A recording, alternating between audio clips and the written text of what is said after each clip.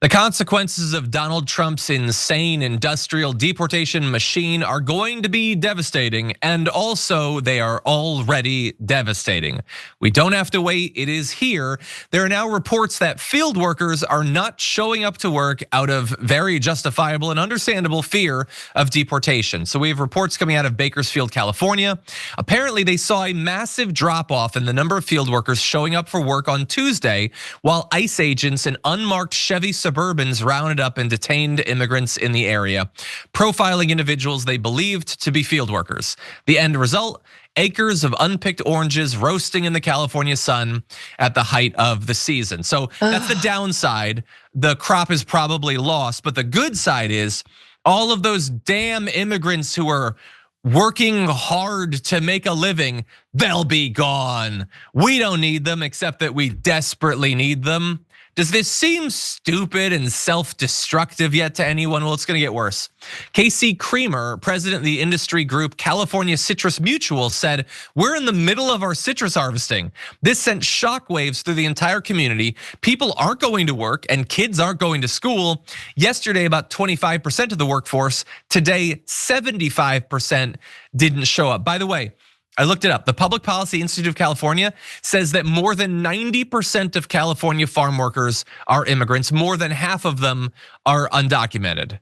And a professor of economics says you're talking about a recession level event if this is a new long-term norm, arguing that the end result of Trump's policies will be felt in the grocery store checkout lines across America. By the way, I believe Harvard, their business review, they just put out an article saying that his trade and deportation plans could be absolutely disastrous for the US food supply, because the issue is, so we wreck our labor capacity to do this work ourselves. Okay, that's terrible and totally needless. We don't have to do it, shooting ourselves in the foot for nothing. Okay, well, I guess we could import the food. Oh no, wait, we're putting massive tariffs on them, so we can't get it there either. So you are getting absolutely screwed over, and as AOC will say, ripped off, coming and going over this, and you're gonna feel it. You voted for Trump to bring down the price of eggs. They're 100% going to go up by design as a result of these policies. And we have more of what's happening at the border, but Francesca, I know this is an issue you care a lot about. Yeah, I mean, but I'm sure there will be other workers who are documented, maybe in just like white, straight, cis men who can do the picking, the hard picking, because it's a man's job. Aren't they just gonna go and flood the fields in Bakersfield right now? Are they lining up? Is that bringing the jobs back? They don't, no? Oh, okay, yeah. Oh, they don't want to do that backbreaking work. Oh, they don't want to actually get paid what is being offered. Yeah, this is a problem. This is a massive problem. This is just one example of how I hate to say crackdown. I really don't want to use the word crackdown, but the draconian anti-immigration laws are going to impact us economically. This will mean the prices of oranges are going to go up, right? This is going to mean that the bosses here are going to be like not being able to find workers, and I think we can say both things. Like there should be there should be standards. People should not be able to take advantage of undocumented work by a couple things. There should be standards on pay, number one, and number two, there should be pathways to citizenship and or robust guest worker programs so that people, when they come to the United States, they can also leave the United States, right? That it is not illegal for them to do so. They can work during certain seasons and go back to Mexico or Central America or their home countries on off seasons. Like it's not that effing hard. But at risk. Exactly, many people do and at risk, but this is like, John, this is what happens when this is literally like cart before horse.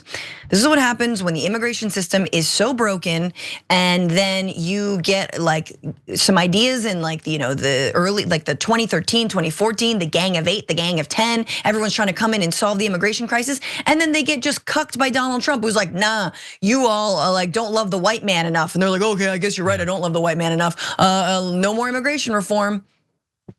Yeah, it's ridiculous. I think this is amazing too. Like, hey, we're in this new thing where like the brosphere is like, we're gonna make America healthy again. You know how you do that? You make raw milk possible, and you also crackdown on immigration to make it literally impossible for people to eat vegetables or fruit. Yeah, that'll work out long term. That's gonna be absolutely great. By the way, at the same time, Trump has closed down the asylum system. That's done. He's sending 10,000 troops to the southern border. He says the reason is he has to stop migrants from bringing in communicable diseases. But see, we already covered this like a week ago. They were like digging around trying to find evidence of diseases and they couldn't. Whatever, doesn't matter. Let's just say that we did anyway. Oh, but and they have to do this, everybody, because they're so worried about disease coming into this country. Well, I don't understand why. If it does, just don't test for it. Isn't that the solution? Also, at the same time, he has instructed the CDC, the FDA, and HHS to pause all external communications. So if the CDC sees something that's concerning, they're not supposed to tell people about it. So kind of getting mixed signals about wanting to make sure people don't get diseases here. Also, the National Institutes for Health, he has frozen their meetings, their travel, their communications, and their hiring. They do scientific research in the area of health and disease and all that. Done. Again, they might discover something and we don't want that. They might discover that like a major company is using a chemical that they shouldn't, and that's just bad for business. So let's just keep having people ingest it again.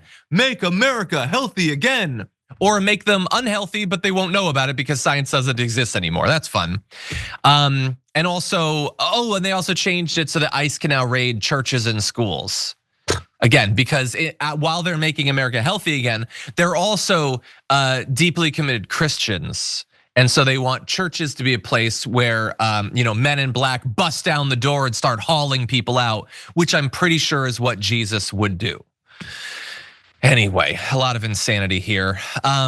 They've never been consistent, I'm sorry, on pandemic stuff, right? Trump's never been consistent. He's shut down the border under Title 42 to keep out COVID, but also was like, COVID, that's not real, that's a cold. And we don't have to do any kind of mask mandates or shutdown orders or anything. So he's never been consistent on it. It's interesting that actually farm workers are people who are coming down with bird flu.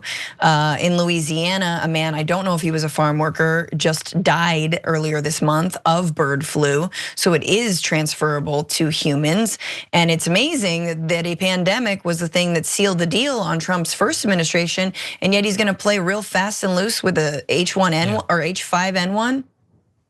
Yeah, and so I guess the dark lining of that is we know that people will turn against them when it spreads, but we also know that they're gonna let it spread. If there's the only thing that will save us from pandemics is if they don't exist. Because if they do, not only will Trump do nothing, we already know at least half the country is not going to do a goddamn thing. Yes. Like they will freely cough lethal illnesses into your mouth, okay? And so everyone buckle up. Again, we're entering a dangerous time, and a lot of the danger is not metaphorical, it is literal. Members make a difference here at TYT. You help make the show happen, and we see you in the chat with your loyalty badge. Click the join button to become a member today.